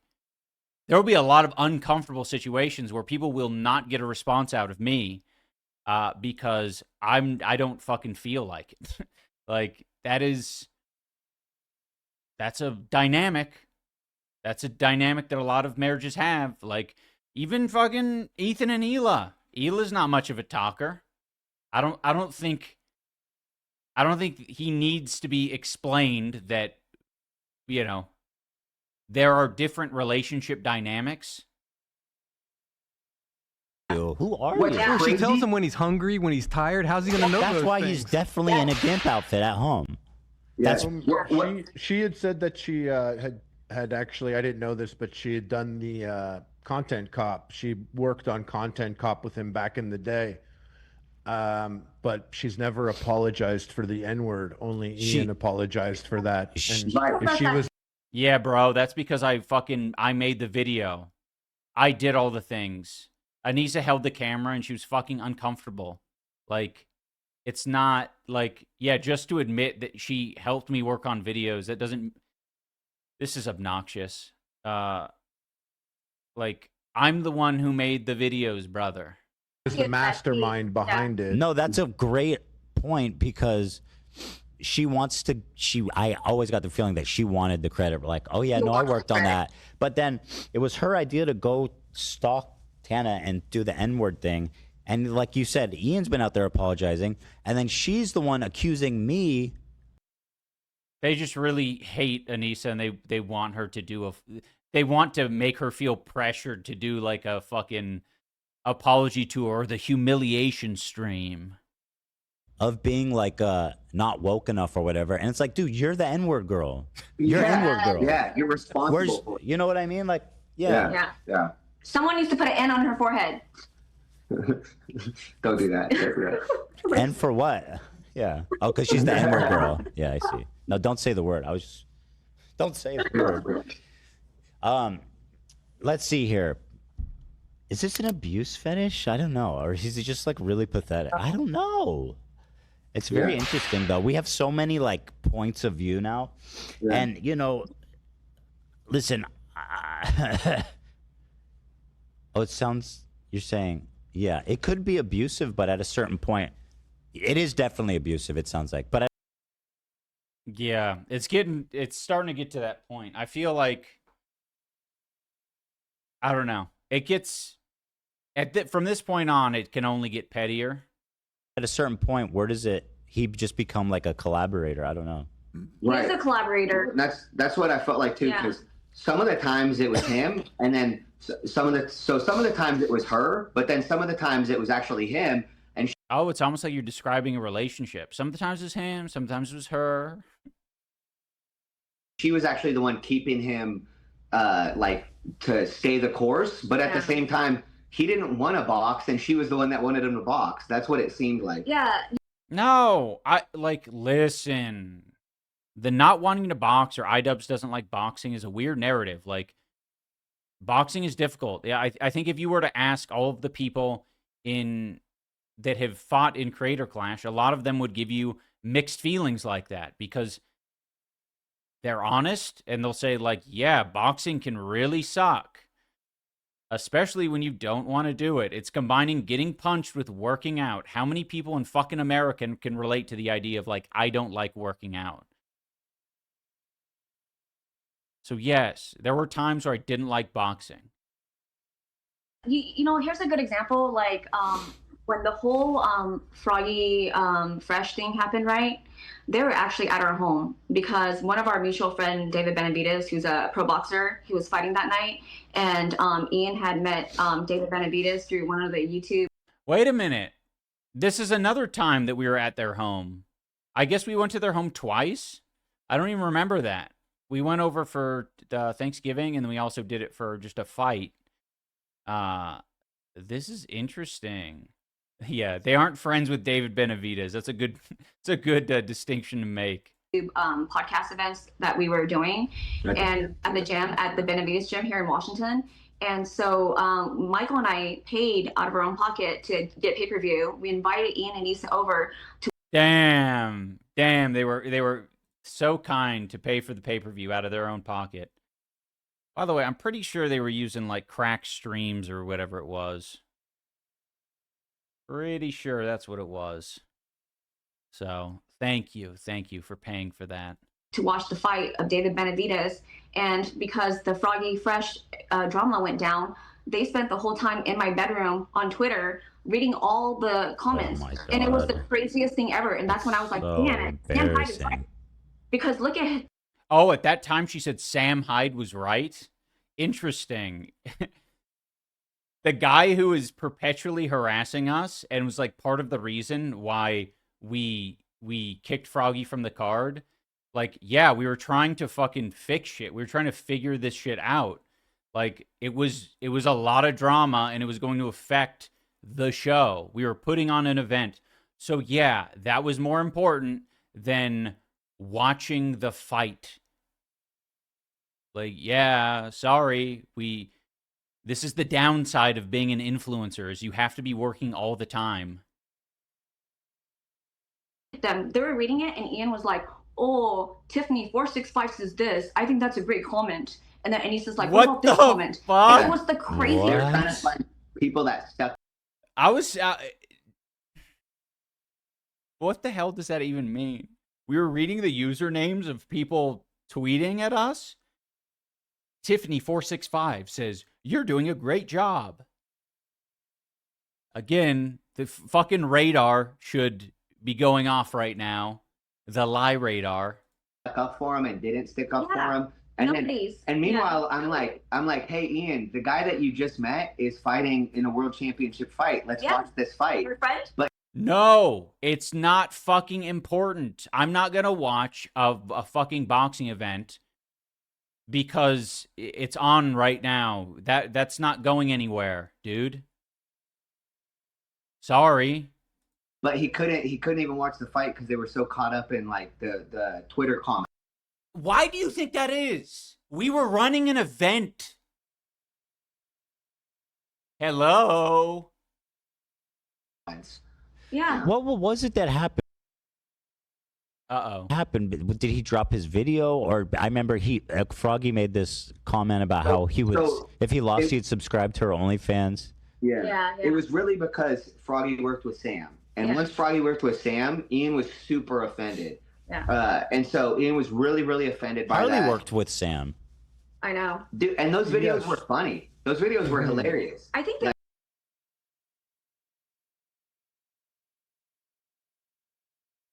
So he's partially right. It was partially because he's working with Sam.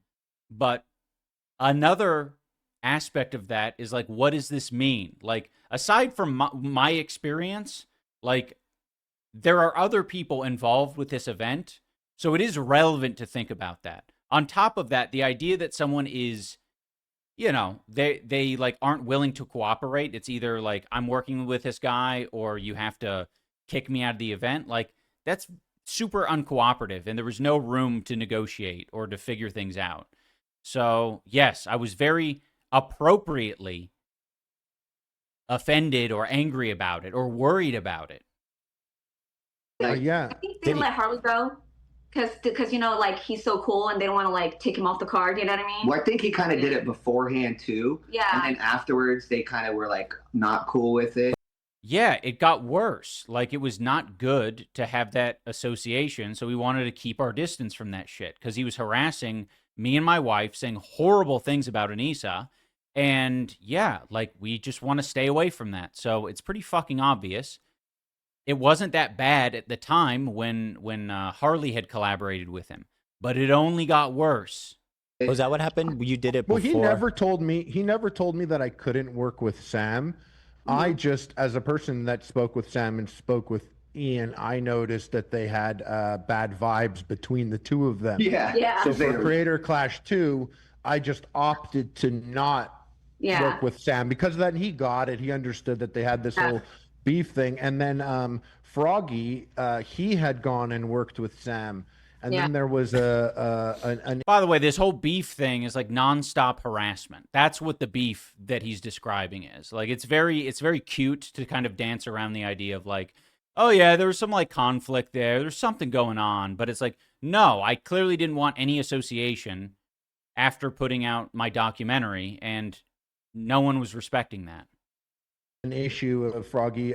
You know, I don't want to speak for him, but I believe he felt that they were overstepping their boundaries of who he could work with or not work with. Did months later, and then they doubled back on that. I thought it was insane that he actually just admitted that blatantly. He's like, "Oh, he got kicked because he was training with Sam." I'm like, "What? Yeah. Why did you even admit that?" Because I'm not spineless like you, bitch. Yes, you are going to plead with me in the DMs to not be involved or mentioned in the Sam Hyde documentary that I'm making. And I will openly admit and say, like, yes, this guy and his community were harassing me. I'm not like you. I'm different. You will do whatever to not receive the harassment. I'm okay with it because it's worth being sincere. Yeah, they tried to use the video as kind of the last straw. And I mean, keep in mind, they would come to me sometimes and say things, and I'm not involved with that type of world. So they're like, yeah. I will say, for what it's worth, like, it probably was strategically worthwhile to say, like, do whatever you want to do, like, Froggy, do your thing, like, work with Sam Hyde, and, like, just see how things progressed. I think strategically, like, the event, you know, it could have done a little bit better, but, like, you know, that outcome, like, it's a very risky outcome to take in my mind. This guy said if he loses, that he's going to have to subscribe to Anissa's OnlyFans, and he's so disrespectful. And I'm like, well, it's your event. Fuck, if you don't feel like you want somebody on your event, then don't have him on your event. And then, truthfully, it ended up causing way more drama than it should have, and he brought way more attention to it than he should have. So it's like, Yeah, so that's why I was fucking distracted on my phone when I was at your house. Like, you could have brought that up first instead of saying how it was crazy that we were on our phones, glued to our phones. We were stressed out. And you guys know that. We were worried about shit. If I would have been in the know, I probably would have said, man, just ignore it, let it be. Yeah, but at the same time, like I said, like, Ian would never say my name. At least when Sam would make videos about me, he might have been talking shit, but they were pretty funny. That's and funny. He'd be like, Michael Briggs did this. So Michael Sam Briggs. Hyde did more to promote. Oh, that's good to you? All right. Well, he called you like a fucking, like an LA, like, fitness boxing coach. You only do fitness? All right. Well, like, all right. I guess this is just the fitness boxing coach that just holds pads for pregnant women. Oh, you. Yeah, I was Literally. super happy. I was super happy when Sam Hyde did that video, and I saw that there was like 11,000 views, and I was like, "Look, babe, my content's finally out. My filming is out." He had videos that were like talking shit about me, but they had like 100,000 views. So we were like, "Fuck, that's more than Ian's ever done for me." Crazy. Hey, I'm doing it for you right now, buddy. You're welcome. That's crazy. And the also, like I first said, they creator were clash. funny. Yeah, the first creator clash, Sam had a major presence there, even though he physically wasn't there. I did see a lot of shirts, a Right. bunch of Sam Hyde, and something that has that type of what's it called? Like It's an allure. hard to get people it's to intrigue. move. Yeah, and people were there. They were wearing his T-shirt and stuff like that. And I had a lot of people that, but you know, That whole thing They was so brought more- stupid. Yeah, they brought more attention to it, not letting him be there, than they would have if he would have just been there.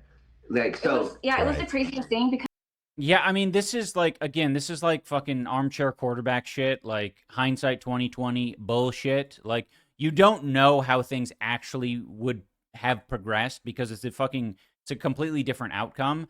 I think I can imagine a scenario where things would have gone like pretty chill. It might not have meant that like there was the promotion of the event would have still worked. So we would have arguably like still lost a bunch of money, made some people feel uncomfortable at the event, and you know, like, I don't know, you get a different fight.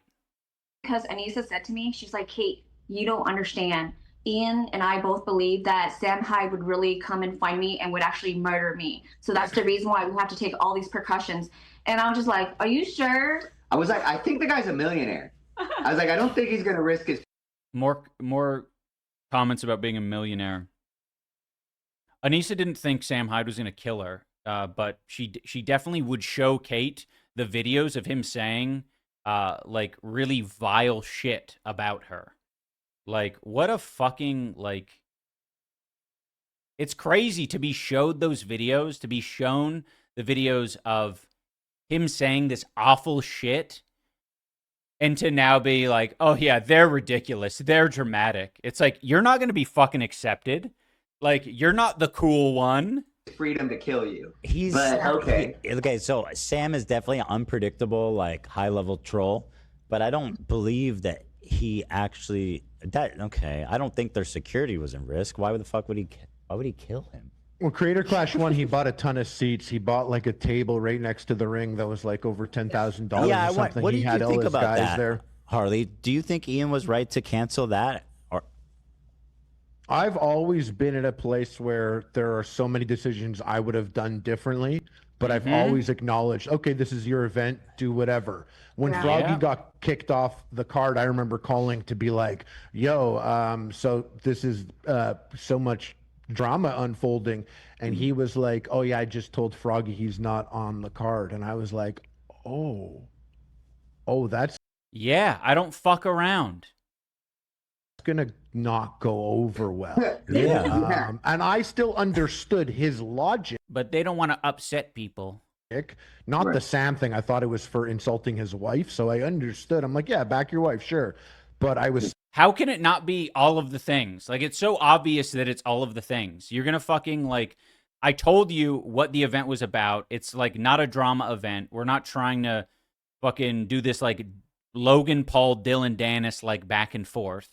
Like, it's pretty clear that that's how these events are meant to go. You basically say, like, fuck that. I'm going to do it anyway.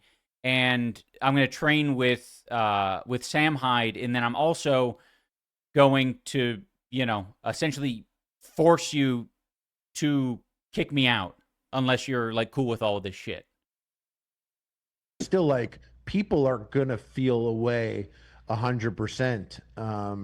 And you know, they really, and now that I know that there were so many other people working at Creator Clash other than them, if I were their partners, I would have been like, who cares? Let that guy come here. Who cares about any of that? Let him fight.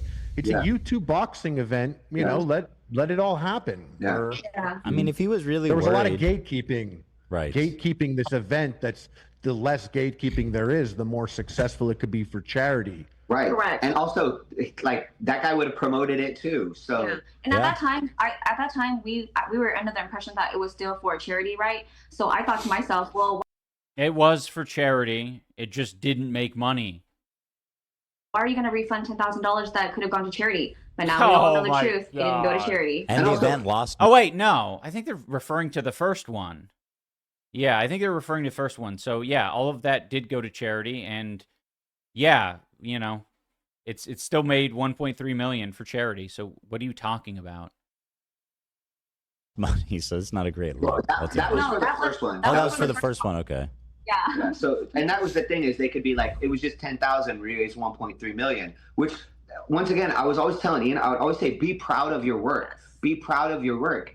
And so, for example, when he came onto your show for the second Creator Clash, we weren't with him for that event, for that interview. So he goes on the show and he tells you that he's been boxing for 2 years now and all these other things, when in reality, he took freaking 6 months off to make a show with that Dax kid. Yeah. So Yeah, and I don't regret it. It was like, listen, when people say 2 years, they don't mean like consistently boxing every day for 2 years. It could mean a variety of things. You're taking, a class every week, every month for 2 years. It could mean that you train really hard for a boxing event and then you take a break and then you train really hard again. I think he's just getting so offended that like it reflects poorly on him. I'm like, why wouldn't you go on to your show and promote what he was doing? Instead, he didn't promote what he was doing. He pretended like he was boxing the whole time. And for me, I'm like, I'm your boxing coach, and I can tell you never once showed up in 6 months. So now it's going to make me look worse if you tell people you're on year 2 of boxing, but you took 6 months off. Yeah. Can you guys spend a lot of time with? That's kind of that's the risk you run by fucking coaching someone, pal. Like, that is just what happens. Like, sometimes your fighter's a bum. Is there any other creative? Also, yeah, he could have like not taken the money at any point in time and said like, this shit sucks. Creators they specifically didn't like or that they were talking about? We have to tell you guys. They're trying to do more gossip talk. He's saying like, who else were they talking shit about? About how like was it the real estate guy? Oh, Stephen Graham. Oh man, Yeah. he pissed her off. Stephen, because- yeah. You Hold gotta on, hold listen on. to this. Let me This pull is, up. like He's 24 karat gold. He's the finance guy, right? Yep. Oh, he bought Yeah, in the first yeah. one, right? Yep. Super nice. So wait, what did he? Yeah, he just seems like a pretty like. Wait, what? He's a great person. One, Again, another example of communication being turned into something strictly negative. he This is a different Stephen Graham, right? Like, No, I thought it it kind of looks like him. They're talking about Graham Stephan. Graham Stephan, great guy. He fought in the first Creator Clash. And we went to his podcast to kind of promote, I guess casually promote the first, or maybe it was the second one. I'm not sure. I don't remember exactly. But yeah, we were on his podcast at one point, and there's like really no place for Anissa to sit. So like Anissa was like fucking, she was like, man, like there was nothing there. Like it wasn't even necessarily to be like on camera. It was just a little bit like, I don't know, underprepared, but it wasn't a big deal. Nice guy.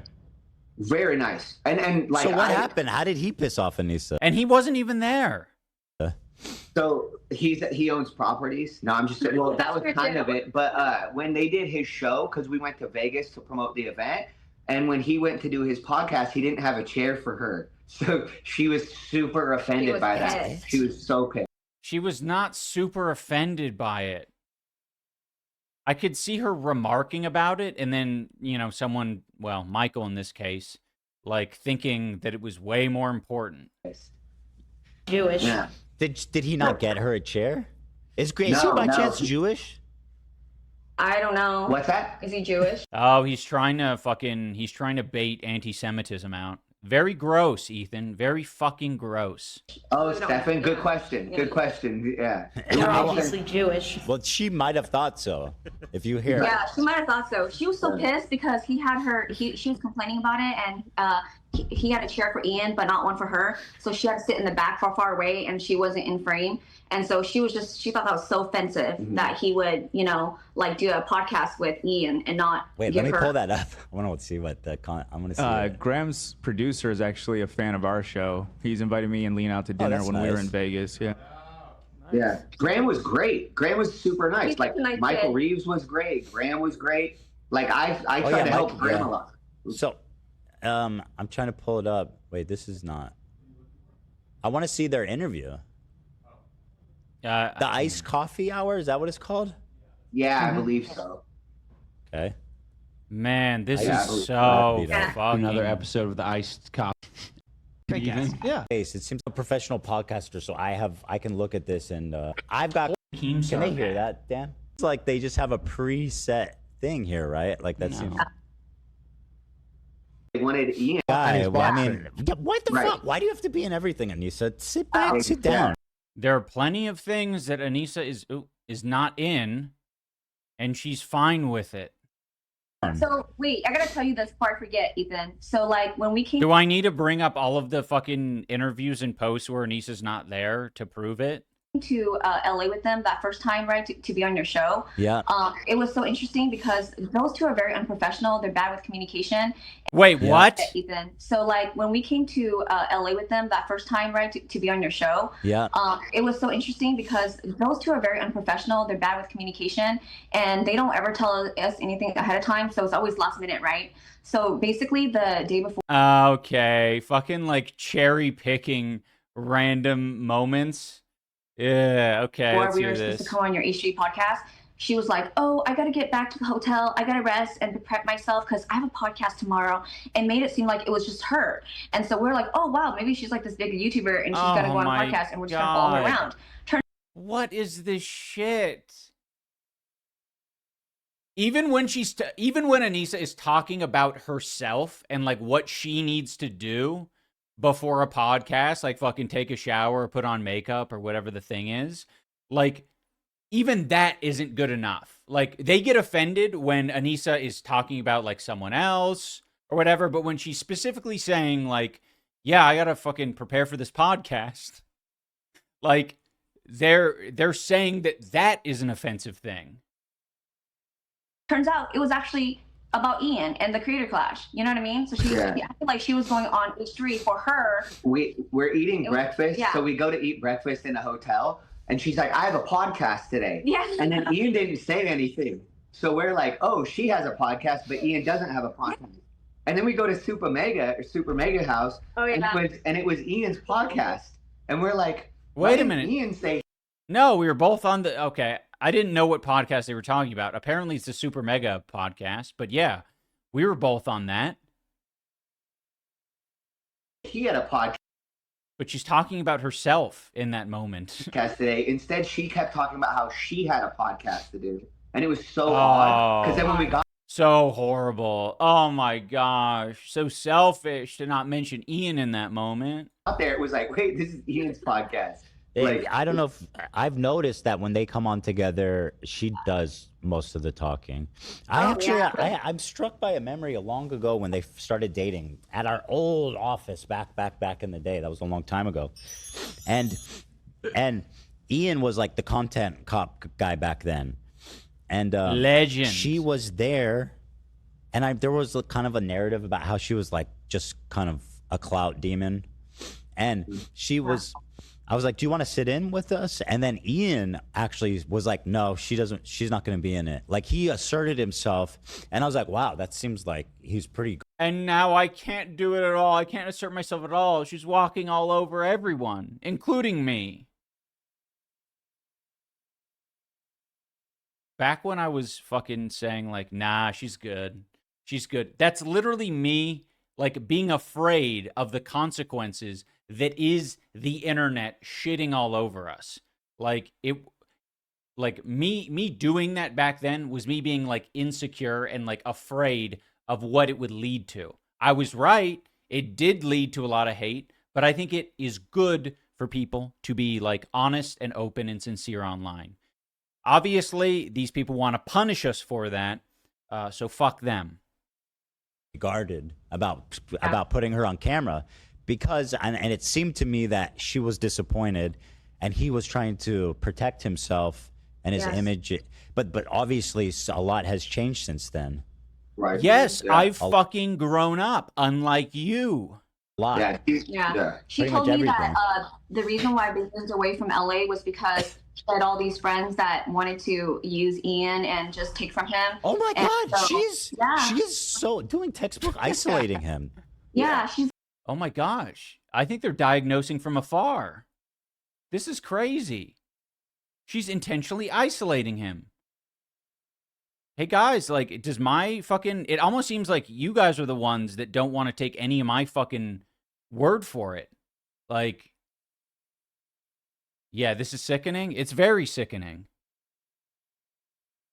She's isolating him, and literally, besides me and Michael in the gym, he doesn't have any friends. Wait, this is actually really sad. She's just like declaring this as like a matter of fact. What the hell?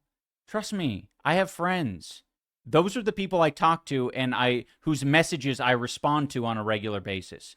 You guys, on the other hand, are not that.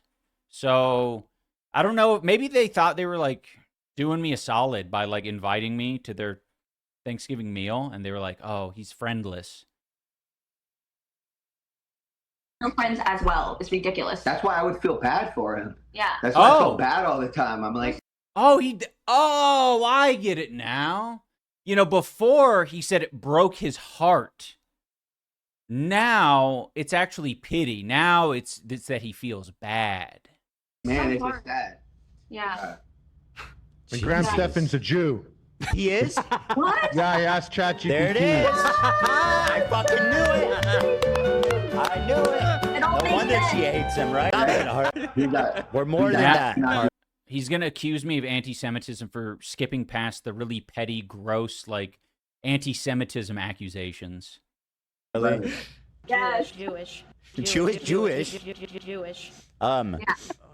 So Griffin, so that's funny. So that was any other creators that they were all hyped out about? Yeah, for sure. I'm trying to remember who else. I know that they you know what's sad is because Okay, I think I'm fucking done with this, guys. I think we'll end the stream here. I don't know if I can go for too much longer. I will say there is one point in here. Yes, it says Kate talks about her childhood and surviving child marriage.